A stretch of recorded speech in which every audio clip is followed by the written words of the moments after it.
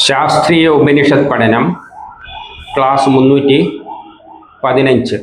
നമ്മൾ 61ാമത്തെ ഉപനിഷത്തായിട്ട് നോക്കുന്നത് ഐതരേയോപനിഷത്താണ്. അതിൽ അധ്യായം 1 ഇന്ന് നമ്മൾ നോക്കുന്നത് ഖണ്ഡം 2. ഇത് നമ്മുടെ ശരീരത്തിലുള്ള ദേവതകളെ പറ്റിയുള്ള പരാമർശമാണ്. അപ്പം നമുക്കതിലേക്ക് കടക്കാം. 2 ഒന്നാമത്തെ മന്ത്രത്തിൽ എന്താണ് പറയുന്നതെന്ന് വെച്ചാൽ, പരമാത്മാവിനാൽ സൃഷ്ടിക്കപ്പെട്ട ഇന്ദ്രിയങ്ങളുടെ അടിസ്ഥാന ദേവതകളായ അഗ്നി മുതലായ എല്ലാ ദേവതകളും, അപ്പോൾ നമ്മളെ ശരീരത്തിൽ പ്രവർത്തിക്കുന്ന കുറേ ശക്തിവിശേഷം ദേവതകളുണ്ട്. എല്ലാവരിലും അത് ആക്ട് ചെയ്യുന്നുണ്ട്. ഉദാഹരണമായിട്ട് അഗ്നി എല്ലായിടത്തും അഗ്നിയുടെ ആവശ്യമുണ്ട്. അതുമാതിരി വായുവിൻ്റെ ആവശ്യമുണ്ട്. അങ്ങനെ പല ദേവതകളുണ്ട്. അതുമാതിരി പ്രകൃതിയെ നിയന്ത്രിച്ചു കൊണ്ടുപോകുന്ന ചില ഘടകങ്ങളുണ്ട്. അപ്പം അങ്ങനെയുള്ള ദേവതകൾ സംസാരസാഗരമാകുന്ന ഈ മഹാസമുദ്രത്തിൽ വന്നു ചേർന്നു. അപ്പോൾ ആദ്യം ബ്രഹ്മത്തിൽ നിന്നും, നിർഗുണമായ ബ്രഹ്മത്തിൽ നിന്നും പല ശക്തിവിശേഷങ്ങളും ദേവതകൾ എന്ന് പറഞ്ഞാൽ വെറും ശക്തിയാണ്ട ദ്രവ്യ ഊർജവും എല്ലാം ദേവതകൾ തന്നെയാണ്. അങ്ങനെ പലതും ഉണ്ടായി ഈ മഹാസമുദ്രത്തിൽ വന്നു ചേർന്നു. സൃഷ്ടിയുടെ ആദ്യകാലത്താണ് പറയുന്നത്. അതല്ല, ഹിരണ്യഗർഭനിൽ നിന്നാണ് ഉത്ഭവിച്ചത്. ആ ചെറിയ ബിന്ദുവിൽ നിന്നും അല്ലെങ്കിൽ അണ്ഡത്തിൽ നിന്നും ഉത്ഭവിച്ചതുപോലെ, നമ്മളെ ജനിതഘടനയാണെങ്കിൽ അതിൽ നിന്ന് ഉത്ഭവിച്ച പോലെ. പക്ഷെ അവർക്ക് യാതൊരു സ്ഥാനവും ഉണ്ടായിരുന്നില്ല ഈ ജഗത്തിൽ. അവർ ഉത്ഭവിച്ചപ്പോൾ അവർക്ക് എന്ത് കർമ്മം ചെയ്യണം എന്നുള്ള ഒരു സ്ഥാനമൊന്നും കൊടുത്തിരുന്നില്ല. ഇപ്പം നമ്മൾ കല്ലുണ്ടെങ്കിൽ കല്ലിന് കുറേ ധർമ്മങ്ങളുണ്ട്. വീട് കെട്ടാനെല്ലാം ഉപയോഗിക്കുന്നുണ്ട്. അപ്പം ആദ്യം ഉണ്ടാകുമ്പോൾ, ഇപ്പം നമ്മളെ ഫാക്ടറിയിലേക്ക്, നമ്മളൊരു സ്ഥാപനത്തിലേക്ക് കുറേ ആൾക്കാർ എടുത്തു കഴിഞ്ഞാൽ അവർ വന്ന് കയറിയാൽ അവർക്കൊരു ഐഡിയ ഇല്ല എന്താ ചെയ്യേണ്ടതെന്ന്. പിന്നെയാണ് അവർക്ക് ഓരോ ചാർജുകൾ കൊടുക്കുന്നത്. അതുപോലെ അവർ ആ ശരീരത്തിൽ തന്നെ അങ്ങ് വസിച്ചു. നമ്മളിപ്പോൾ ഒരു സ്ഥാപനത്തിലേക്ക് കുറേ ആൾക്കാരെ അങ്ങ് ജോലിക്ക് വിളിച്ചു കഴിഞ്ഞാൽ നമ്മളൊരു വർക്കൊന്നും കൊടുത്തില്ല, അവർ അവിടെ എവിടെ കൂടിക്കിടന്ന് ഇരിക്കും. അതുപോലെ ഈ ദേവതകൾ, അഗ്നി, സൂര്യൻ എന്നീ ദേവതകൾക്ക്, വായു ദേവതകളെല്ലാം അങ്ങനെ ഉണ്ടായി അങ്ങനെ നിൽക്കുന്നതേ ഉള്ളൂ. അപ്പം അവർക്ക് സ്ഥാനമൊന്നും കൊടുത്തിരുന്നില്ല. അപ്പം പരമാത്മാവിന് തോന്നി പോരാ, ഇനിയിപ്പോൾ ഇവർക്ക് സ്ഥാനം കൊടുക്കണം. സ്ഥാനം കൊടുക്കാൻ വേണ്ടിയിട്ട് പരമാത്മാവ് ആദ്യം എന്താ ചെയ്തതെന്ന് വെച്ചാൽ, ആ ദേവകൾക്ക് വിശപ്പും ദാഹവും ഉണ്ടാക്കി. നമ്മളും അധ്വാനിക്കുന്ന എപ്പോഴാണ്? വിശപ്പും ദാഹവും ഉണ്ടാകുമ്പോഴാണ് നമ്മളും അധ്വാനിക്കുക. അപ്പം എല്ലാ ദേവതകൾക്കും നമ്മളെ സ്വഭാവം പ്രപഞ്ചത്തിലെ എല്ലാത്തിനും ഉണ്ട്. വിശപ്പും ദാഹവും വന്നപ്പോൾ, വിശപ്പും ദാഹവും എന്ന് പറഞ്ഞാൽ അതിനെന്തിൻ്റെയും ആവശ്യം വരുമ്പോഴാണ് അത് ആക്റ്റീവ് ആകുന്നത്.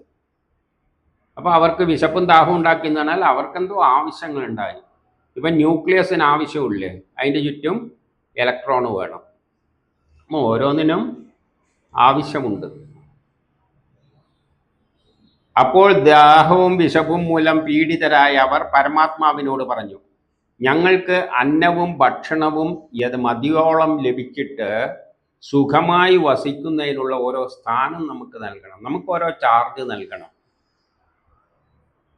എല്ലാ ദേവതകളും പോയിട്ട് പരമാത്മാവോട് പറഞ്ഞു, നമുക്ക് നല്ലോണം ഭക്ഷണമെല്ലാം കഴിച്ച് സുഖമായിട്ട് ജീവിക്കാനുള്ള ഓരോ സ്ഥാനങ്ങൾ നമുക്ക് നൽകണമെന്ന്. 2 അവരുടെ ഈ പ്രാർത്ഥന കേട്ട സൃഷ്ടികർത്താവ് അവർക്കെല്ലാം വസിക്കുവാനായിട്ട് ആദ്യം ഒരു പശുവിനെ ഉണ്ടാക്കി കൊടുത്തു. എന്നിട്ട് പറഞ്ഞു, ഇതാ കാണിച്ചു കൊടുത്തു, ഇതാ നിങ്ങൾക്ക് വസിക്കാനുള്ള സ്ഥലം എന്ന്. അപ്പം അവർക്ക് നോക്കിയപ്പോൾ എല്ലാവർക്കൊന്നും പശുവിൽ കയറിയിട്ട് വസിക്കാനുള്ള സാഹചര്യമൊന്നുമില്ല. ചിലവർക്ക് വസിക്കായിരിക്കും, പക്ഷെ എല്ലാവർക്കും വസിക്കാൻ പറ്റുന്ന സ്ഥലമല്ല പശു. കാരണം ചിന്ത എന്ന ദേവതക്ക് പശുവിന് അത്ര വലിയ ബുദ്ധിയും ചിന്തയൊന്നും ഇല്ലല്ലോ, അനലൈസിങ് പവറൊന്നും ഇല്ലല്ലോ. അല്ലെങ്കിൽ പശുവിന് അത്ര പോരാ, പൂർണ്ണമല്ല. പശു തിന്നുന്നു, പാലുണ്ടാക്കുന്നു, അതെല്ലാം തന്നെ അതിൻ്റെ ജോലി, വേറെ എന്ത്.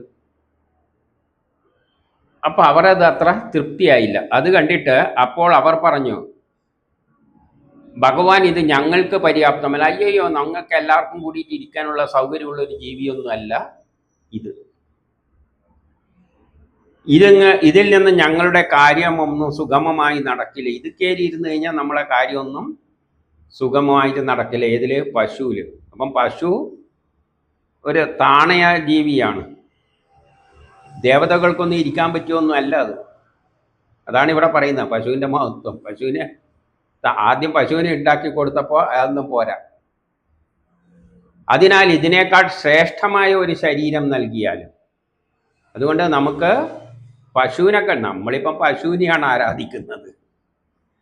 പക്ഷെ ഇവർ പറയുന്ന അയ്യയ്യ, ഈ പശുവൊന്നും നമുക്കുള്ളില്ല, നമുക്ക് ഇതിന് ശ്രേഷ്ഠമായ ഒരു ജീവിതം വേണം, അല്ല ശരീരം വേണമെന്ന്.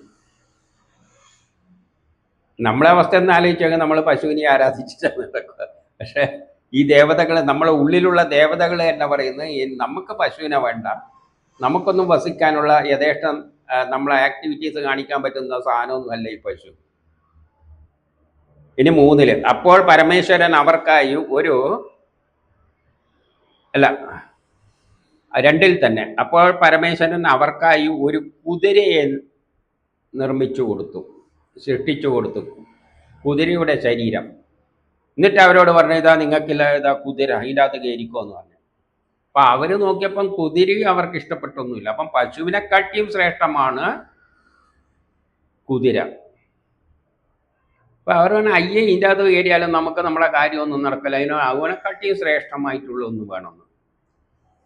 ഇനി 3 അപ്പോൾ പരമേശ്വരൻ അവർക്കായി ഒരു മനുഷ്യ ശരീരം നിർമ്മിച്ചു കൊടുത്തു.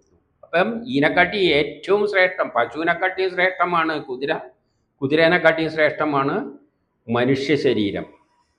എന്നിട്ട് അത് കാണിച്ചു കൊടുത്തു, ഇതാ നിങ്ങൾക്ക് വേണ്ടി ഇതിൻ്റെ അകത്ത് കയറിക്കോന്ന്. അപ്പോൾ എല്ലാ ദേവതകളും പ്രസന്നരായിട്ട് പറഞ്ഞു. അവർക്ക് നല്ല തൃപ്തിയായി, മനുഷ്യ ശരീരം. അപ്പം ഏറ്റവും ശ്രേഷ്ഠമായ ജീവി നമ്മളാണ്. എന്നിട്ടാണ് പശുവിനെയും നമ്മൾ എന്ത് ചെയ്യുന്നത്? പോട്ടെ. ഇത് ഞങ്ങളുടെ സുന്ദരമായ, അവർ പറഞ്ഞു, ഇത് നമ്മുടെ സുന്ദരമായ നിവാസ സ്ഥാനമാണ്. ഇത് പശുവല്ല, മനുഷ്യൻ്റെ ശരീരം. ഇതിലൂടെ നമ്മളുടെ എല്ലാ ആവശ്യങ്ങളും നിറവേറും. എല്ലാ ദേവതകൾക്കും വേണ്ട ആവശ്യങ്ങൾ നിറവേറുന്ന അവയവങ്ങളെല്ലാം ഈ ശരീരത്തിൽ, ഭാഗങ്ങളെല്ലാം ഈ ശരീരത്തിൽ ഉണ്ട്. യഥാർത്ഥത്തിൽ മനുഷ്യ ശരീരം പരമാത്മാവിൻ്റെ സുന്ദര സൃഷ്ടി തന്നെ. അപ്പം പരമാത്മാവ് സൃഷ്ടിച്ചതിൽ ഏറ്റവും സുന്ദരമായ ശരീരം മനുഷ്യരുടേത് തന്നെയാണ്. കാരണം അതിനൊരു പ്രത്യേക കാരണമുണ്ട്. കാരണം സാധകനെ എപ്പോഴും പരമാത്മാവിൻ്റെ ആജ്ഞയനുസരിച്ച് സാധനകൾ അനുഷ്ഠിച്ച് അതിലൂടെ അദ്ദേഹത്തെ പ്രാപിക്കുവാൻ കഴിയുന്നു. പരമാത്മാവിനെ ആശ്രയിച്ചുകൊണ്ട് വേണമെങ്കിൽ ബ്രഹ്മസാക്ഷാത്കാരം നേടാൻ കഴിവുള്ള ഒരു ശരീരം മനുഷ്യൻ മാത്രമാണ്. ബ്രഹ്മത്തിലേക്ക് തിരിച്ചു പോവുക, ആ സൃഷ്ടികർത്താവിലേക്ക് തന്നെ പോയി ലയിച്ച് അത് തന്നെയായി തീരുവാനുള്ള കഴിവ് മനുഷ്യ ശരീരത്തിന് ഉള്ളൂ. ഇത് തൃപ്തിയായി കണ്ട പരമേശ്വരൻ അപ്പോൾ പരമേശ്വരനും തൃപ്തിയായി, കൊള്ളാം, ഇവർക്കും തൃപ്തിയായല്ലോ. പറഞ്ഞു, നിങ്ങൾ അവരവർക്ക് യോജിച്ച സ്ഥാനങ്ങളിൽ നോക്കി അതിൽ പ്രവേശിച്ചു കൊള്ളുക. അപ്പം ഓരോ ദേവതകളോടും പറഞ്ഞ്, നിങ്ങൾ ഇതിൽ ഏത് സ്ഥലത്താണ് നിങ്ങൾക്ക് പറ്റിയെന്ന് നോക്കിയിട്ട് ആ ശരീരത്തിൽ കയറിക്കൊള്ളൂ. ഇനി 4 സൃഷ്ടികർത്താവിൻ്റെ ആജ്ഞയനുസരിച്ച് വാഗിന്ദ്രിയം വായിൽ പ്രവേശിച്ചു. സംസാരം വായിൽ പ്രവേശിച്ചു. വാക്കിന്ദ്രിയം. അപ്പം ഒരു ദേവത, നമ്മൾ ഉള്ളിൽ സംസാരം പുറത്തേക്ക് വിടുന്ന ദേവത, അത് വാഗിന്ദ്രിയത്തിൽ പ്രവേശിച്ചിട്ട് ജിഹ്വയെ തൻ്റെ ആശ്രയസ്ഥാനമാക്കി. ജിഹ്വ അതിൽ തൻ്റെ ആശ്രയസ്ഥാനമാക്കി. അവിടെ നിന്നാണ് വാക്ക് പ്രവഹിക്കുന്നത്. ജ്ഞാനം പുറത്തേക്ക്, വാക്കിലൂട്ടിയാണല്ലോ ജ്ഞാനമെല്ലാം പുറത്തേക്ക് വരുന്നത് ആ ജിഹ്വയിൽ നിന്നാണ്. അങ്ങനെയാണ് അത് ആക്റ്റീവായത്. വരുണദേവൻ രസനേന്ദ്രിയമായിട്ട് വായിൽ പ്രവേശിക്കും. നമ്മളെ രസനേന്ദ്രിയം, രുചിക്കാനുള്ള കഴിവ്. രുചിക്കുന്നത് എങ്ങനെയാണ്? രാസപ്രവർത്തനത്തിലൂടെയാണ്. രാസപ്രവർത്തനത്തിൽ പങ്കെടുക്കുന്നത് ആരാണ്? ഓർബിറ്റുകളാണ്. അതാണ് വരുണദേവൻ. ഓർബിറ്റുകൾക്കാണ് അതിൽ ആക്ട് ചെയ്യുന്ന ശക്തി വിശേഷമാണ് ഓർബിറ്റാണ് രാസപ്രവർത്തനത്തിൽ. അപ്പം നാക്ക് എന്ന് പറയുന്ന രാസപ്രവർത്തനമാണ്. അവിടെ ഒരു വസ്തു വരുമ്പോൾ അതിനെ സെൻസ് ചെയ്തിട്ടാണ്. അതുകൊണ്ട് വരുണദേവൻ ആ നാക്കിലെ രസനേന്ദ്രിയത്തിന്റെ വായിൽ പ്രവേശിച്ചു. വായുദേവത, അപ്പം വായു എന്ത് ചെയ്തു? മൂക്കിലൂട്ട കയറി, അതിന് പറ്റിയ സ്ഥാനം. വായുദേവത പ്രാണനായി നാസികയിലൂടെ പ്രവേശിച്ചു. അങ്ങനെയാണ് പ്രാണനായിട്ട് വായുദേവത ഉള്ളിൽ പ്രവേശിച്ചത്. പ്രാണനാണ് പിന്നെ ശരീരത്തിൻ്റെ എല്ലാ നാഡികളെയും പ്രവർത്തിപ്പിക്കുന്നത്, ശ്വാസത്തിൻ്റെ എല്ലാം ഗതി നിശ്ചയിക്കുന്നത് അതാണ്. അശ്വനി കുമാരന്മാർ പ്രാണരൂപത്തിൽ പ്രവേശിച്ചു. അശ്വനി കുമാരന്മാരെന്ന് പറയുന്നത് ബലങ്ങളാണ്. നേരത്തെ നമുക്കറിയാം, വായു ആണ് ചലിക്കുന്നത്, ബലം. വായുവിൻ്റെ പ്രവാഹത്തിലൂടെയാണ്, നാഡികളാണ് ചലിപ്പിക്കുന്നത്. വായു എന്ന് പറഞ്ഞാൽ നാഡികളിലൂടെ പ്രവഹിക്കുന്ന സിഗ്നൽ സിസ്റ്റം. അതാണ് എല്ലാ അവയവങ്ങളെയും ചലിപ്പിക്കുന്നത്. ചലനം ആരുമായിട്ട് ബന്ധപ്പെട്ടതാണ്? ബലവുമായിട്ട് ബന്ധപ്പെട്ടാണ്. ബലമാണ് അശ്വനി കുമാരന്മാർ. സൂര്യദേവൻ കണ്ണിൽ നേത്രേന്ദ്രിയത്തിൽ പ്രവേശിച്ചു. സൂര്യൻ കണ്ണിൻ്റെ കാരകത്വം സൂര്യനാണ്, സൂര്യഗ്രഹത്തിനാണ്. സൂര്യഗ്രഹത്താണ് നമ്മളെ കണ്ണിൻ്റെ പ്രവർത്തനങ്ങളെ നിയന്ത്രിക്കുന്നത്. അതുകൊണ്ട് സൂര്യൻ നേത്രേന്ദ്രിയത്തിൽ കണ്ണിൽ പ്രവേശിച്ചു. കണ്ണിലൂടെയാണ് കണ്ണിൻ്റെ പ്രവർത്തനം നിയന്ത്രിക്കുന്ന ശക്തിവിശേഷം ആക്ട് ചെയ്യുന്നത്. അത് സൂര്യനാണ്. ഔഷധങ്ങളുടെയും വനസ്പതികളുടെയും ദേവത രോമകൂപത്തോടുകൂടി ത്വക്കിൽ പ്രവേശിച്ചു. ഔഷധങ്ങളുടെയും വനസ്പതിയുടെയും ദേവത രോമകൂടത്തിൽ കൂടി ത്വക്കിൽ പ്രവേശിച്ചു. രോമകൂപത്തിൽ കൂടി ത്വക്കിൽ പ്രവേശിച്ചു എന്ന് പറഞ്ഞാൽ രോമത്തിൻ്റെ അകത്തും ഒരു ദ്വാരമുണ്ട്. അതിൻ്റെ പുറത്ത് ആ രോമകൂപത്തിലൂടെയാണ് ഈ വേർപ്പ് എല്ലാം പുറത്തേക്ക് വരുന്നത്.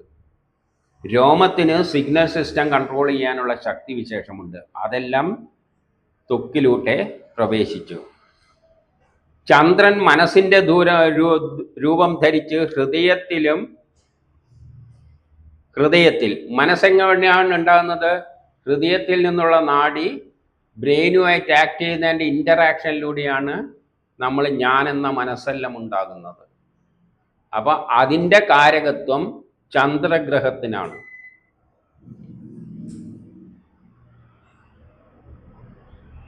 അത് ഹൃദയത്തിലാണ്. മനസ്സ് ഹൃദയത്തിൽ നിന്നാണ് ഉത്ഭവിക്കുന്നത്. ഹൃദയത്തിൽ നിന്നുള്ള നാഡികളാണ് ഞാനെന്ന ചിന്തയുണ്ടാക്കുന്നത്. മൃത്യുദേവൻ അപാന രൂപം ധരിച്ച് നാഭിയിലും പ്രവേശിച്ചു. മൃത്യുദേവൻ എന്ന് പറഞ്ഞാൽ നാഭിയിലൂട്ട് ആക്ട് ചെയ്യുന്നതാണ് എല്ലാം. പിന്നെ അതിൻ്റെ എല്ലാം കർമ്മങ്ങൾ അപാനവായുവാണ്. അപാനവായു മരണസമയത്ത് നമ്മുടെ മൂലാധാരത്തിൽ നിന്ന് നേരെ മുകളിലേക്ക് കൊണ്ടുപോയിട്ടാണ് വെളിയിലേക്ക് എല്ലാം കൂടി ഒന്നിച്ചു പോകുന്നത്. നാഭിയിലും പ്രവേശിച്ചു. ജലദേവത വീര്യമായി ലിംഗത്തിലും പ്രവേശിച്ചു. ലിംഗത്തിലെ വീര്യമായിട്ട് വരുന്ന ജലം എന്ന് പറഞ്ഞാൽ ദ്രവരൂപത്തിലെന്നാണ് പറയേണ്ടത്. പഞ്ചഭൂതങ്ങളിൽ ഖരം, ദ്രവം. ദ്രവത്തിനാണ് ജലം പോലെയുള്ള സാധനം, അതാണ് ദ്രവം. അത് ലിംഗത്തിൽ വീര്യരൂപത്തിൽ പ്രവേശിച്ചു. അങ്ങനെ ഓരോരുത്തരും അവരവരുടെ സ്ഥാനങ്ങൾ ഏറ്റെടുത്തു. ഇനി 5 അപ്പോൾ വിശപ്പും ദാഹവും പരമേശ്വരനോട് പറഞ്ഞു. അപ്പം പിന്നെ ഒരു സംഗതിയുള്ളത് വിശപ്പും ദാഹവുമാണ്. അത് പരമേശ്വരനോട് പറഞ്ഞു, ഞങ്ങൾക്കൊരു സ്ഥാനം നൽകണം. അപ്പം കാഴ്ചയുടെ പ്രവൃത്തിയല്ല ഇവിടെയാണ്. ത്വക്കിന് ത്വക്കിൻ്റെ കാര്യം, ചെവിക്ക് ചെവിൻ്റെ കാര്യം, ശബ്ദത്തിന് ശബ്ദത്തിൻ്റെ അവയവം, മറ്റുള്ള അവയവങ്ങൾക്കൊന്നും അതിന് പങ്കില്ല. അപ്പോൾ ഓരോ ആൾക്കത് കിട്ടിയപ്പോൾ വിശപ്പും ദാഹവും പറഞ്ഞ് നമുക്കും ഒരു സ്ഥാനം തരണമെന്ന്. അപ്പോൾ പരമേശ്വരൻ പറഞ്ഞു, നിങ്ങൾക്ക് പ്രത്യേക സ്ഥാനത്തിൻ്റെ ആവശ്യമില്ല. വിശപ്പും ദാഹവും ആർക്കുണ്ട്? എല്ലാ ശരീരത്തിൻ്റെ എല്ലാ ഭാഗത്തും ഉണ്ട്. ദാഹം യഥാർത്ഥത്തിൽ വെള്ളം വയറ്റിലേക്കാണ് ആവശ്യമുള്ളെങ്കിലും നമുക്ക് ദാഹം വരുമ്പോൾ വായുവാണ് വെള്ളം കുടിക്കുന്നത്. നമുക്ക് ശ്വാസം ആവശ്യം ഹൃദയമാണെങ്കിലും മൂക്കിലൂട്ടിയാണ് ശ്വാസം കയറുന്നത്.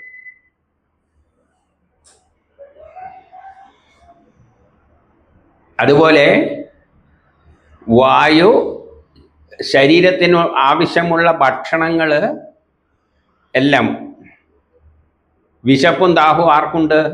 എല്ലാ അവയവങ്ങൾക്കും ഉണ്ട്. നമ്മളിവിടെ ഒരു മുറിവ് മുറിഞ്ഞാൽ അവിടെ ഭക്ഷണത്തിൽ നിന്ന് കിട്ടുന്ന സാധനങ്ങളാണ് വന്നിട്ട് ഇവിടെ മുറിവ് ഉണക്കുന്നത്. അപ്പൊ ഈ അവസരത്തിന് ഭക്ഷണം എത്തണം. നമ്മൾ കഴിക്കുന്ന ഭക്ഷണത്തിൽ നിന്നല്ലേ ഇവിടെ ഒരു മുറിഞ്ഞെന്ന് വെച്ചോളൂ. ആ തോല് കൂടിച്ചേരണ്ടിക്കല് അതിന് ഒന്ന് ഒറ്റയ്ക്ക് ചെയ്യാൻ പറ്റൂല. ഭക്ഷണം രക്തത്തിലൂടെ അവിടെ എത്തിയേ പറ്റൂ. വെള്ളം എടുത്തേ പറ്റൂ. ദാഹം, കുടിക്കുന്ന വെള്ളം കണ്ണിലും എല്ലാം ആവശ്യമുണ്ട്, മൂക്കിൽ ആവശ്യമുണ്ട്, അതല്ലേ ചീറ്റിപ്പോകുന്നത്. രോമത്തിൽ ആവശ്യമുണ്ട്. ഭക്ഷണത്തിനും ദാഹത്തിനും വിശപ്പിനും ഒരു പ്രത്യേക സ്ഥലമില്ല. നിങ്ങൾ എല്ലാ അവയവങ്ങളുമായിട്ട് ബന്ധപ്പെട്ടിട്ട് അങ്ങ് എല്ലായിടത്തുമായിട്ട് വ്യാപിച്ചു കിടന്നു എന്ന് പറഞ്ഞു. നിങ്ങളെ ഈ ദേവതകളുടെ ആഹാരത്തിൽ പങ്കുകാരാക്കുന്നു.